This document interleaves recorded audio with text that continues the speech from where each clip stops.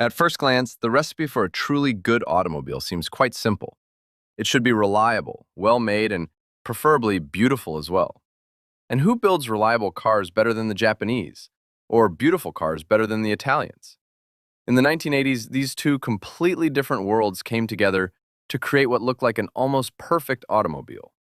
But instead of a dream car, the result was a near tragic comedy known as the Alfa Romeo Arna. The idea of creating a compact economy car first came to Alfa Romeo management back in the late 1960s. The company did not have enough money to do it on its own, so Alfa Romeo had to ask the Italian government for financial support. The company did not receive that money for free. The Italian government agreed to provide around 360 billion lire under one condition.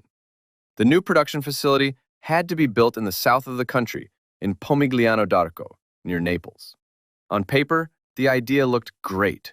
New jobs, development of a poor region, and a modern automobile factory. In reality, things turned out to be far more complicated. Alfa Romeo had to build a full-scale automotive industry almost from scratch in a region that had never really been industrial. The new factory was built specifically for one model, the Alfasud. It became the first front-wheel drive car in Alfa Romeo history. The car received a compact four-cylinder boxer engine developed by Alfa Romeo itself, although for decades, there has been a myth claiming it was developed together with Porsche. There really were consultations with German engineers, but that was as far as it went. Because the Alfasud was fairly compact and lightweight, just 3.89 meters long, and weighing only 830 kilograms. Its 1.2-liter engine gave the hatchback surprisingly confident performance, even fairly lively by the standards of the time. Top speed reached 152 kilometers per hour. A lack of experienced workers at the new factory, weak production management, constant strikes, and serious quality issues quickly turned the Alfasud into a major headache for both Alfa Romeo and its customers. The arrival of the Alfasud also became an unpleasant surprise for Fiat. For years, the two companies had maintained an unofficial division of roles in Italy. Fiat dominated the mass market segment, while Alfa Romeo was traditionally associated with more expensive and sporty cars. The Alfasud effectively disrupted that balance by pushing Alfa Romeo directly into the most competitive part of the European market and putting the company into direct competition with Fiat's compact hatchbacks. The car was developed and launched into production in just around 4 years, which was extremely fast for the technology and industrial capabilities of that era. The design was created by Giugiaro himself, and while the Alfasud may not look especially exciting today, back then it appeared very modern and even sporty. As mentioned earlier, it also drove remarkably well. The engineering underneath was equally advanced for the early 1970s. The Alfasud featured front-wheel drive, McPherson struts at the front, a rear beam axle with a Watts linkage, rack and pinion steering, and disc brakes on all 4 wheels. Southern Italy during those years was constantly hit by strikes and labor conflicts, causing the factory to regularly miss production targets. Even the cars that actually reached customers quickly started damaging the model's reputation. The Alfasud turned out to be frighteningly vulnerable to rust. Some cars began corroding so quickly that it soon became a nightmare for Alfa Romeo. Whether the problem was poor quality steel or failures in the anti-corrosion treatment process no longer really mattered. What mattered was that the reputation of the once prestigious and desirable Alfa Romeo brand was collapsing right in front of everyone's eyes. Despite all these problems, the Alfasud remained an extremely important model for Alfa Romeo. The company desperately needed a mass-market compact car and simply could not leave that segment. In the future, the Alfasud was supposed to be replaced by the new Alfa 33, but several years still remained before that car would fully arrive on the market. A solution was needed immediately. Alfa Romeo found itself in a very difficult position. The company needed a modern mass-market model, but it no longer had the resources to develop an entirely new car on its own. During the 1970s, the Italian government was still willing to generously finance Alfa Romeo, hoping to turn the company into a serious competitor on the European market, while also developing the industrial economy of southern Italy. By the early 1980s, attitudes in Rome had changed significantly. The Alfasud project had become far too expensive. The factory in Pomigliano d'Arco was constantly shaken by strikes, and the quality problems kept damaging the brand's reputation more and more.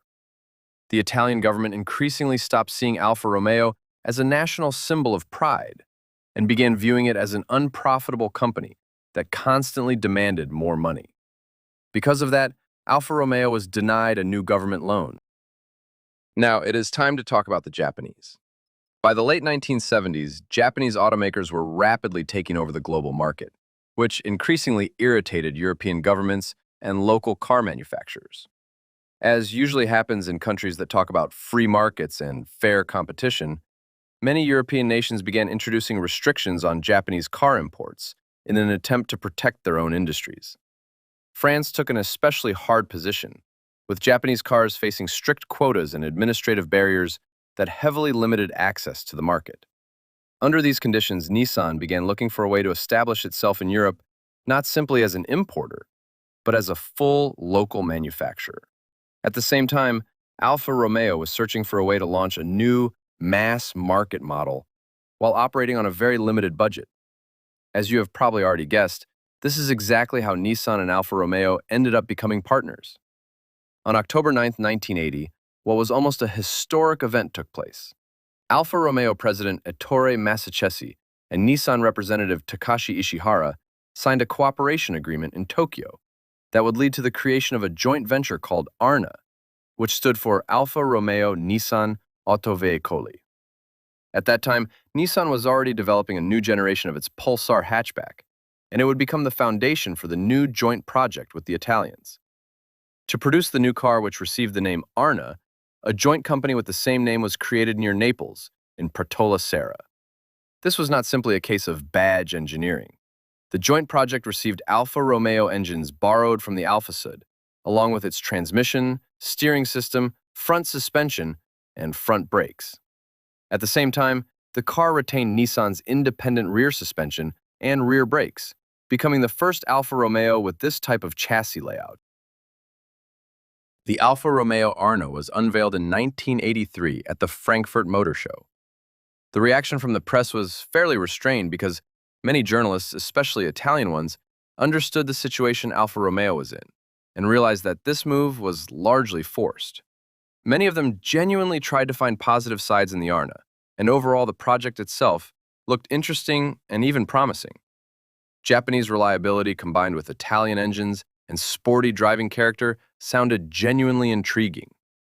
The car's appearance, though, mostly caused confusion among European journalists. Aside from the signature Alfa Romeo grille, the Arna looked like an extremely ordinary Japanese hatchback of that era, and many people simply did not understand why this car carried the Alfa Romeo name. At the same time, the Arna did not actually look much worse than its competitors. The first-generation Golf was already nearing the end of its life cycle.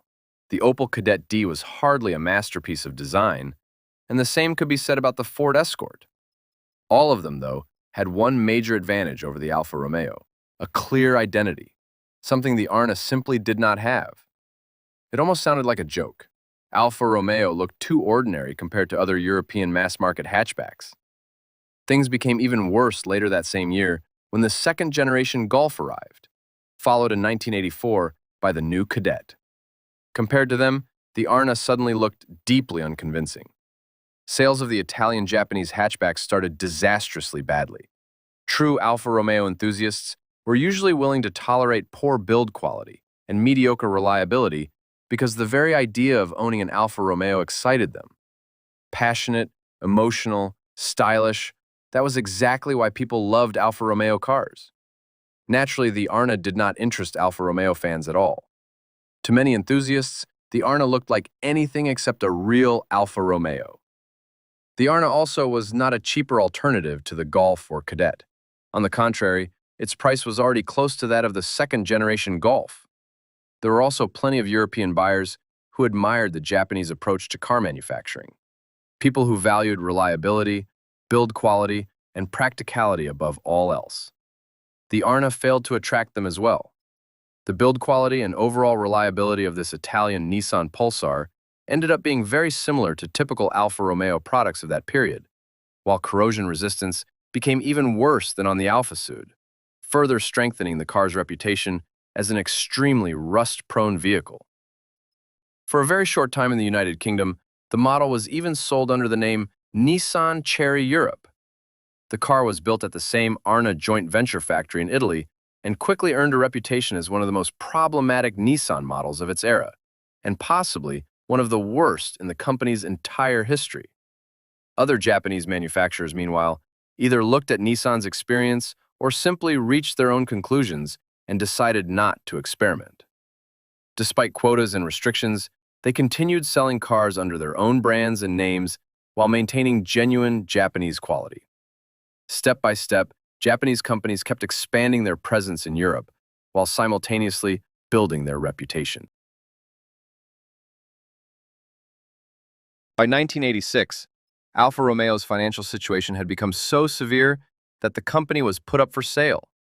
Fiat became the new owner of the brand and almost immediately began getting rid of Alfa Romeo's most controversial and unprofitable projects.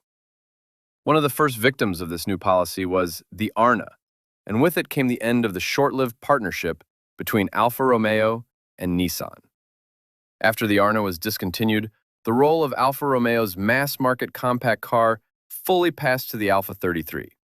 Nissan, meanwhile, came away from the entire story with very different conclusions. Instead of entering more questionable partnerships, the Japanese company decided to establish itself in Europe independently by opening its own Nissan Motor Manufacturing UK factory in Sunderland, England. It would soon become one of the company's most important facilities outside Japan. The original plan called for annual sales of around 60,000 Arnas. Between 1983 and 1987, though, only about 53,000 cars were sold in total, most of them in Italy.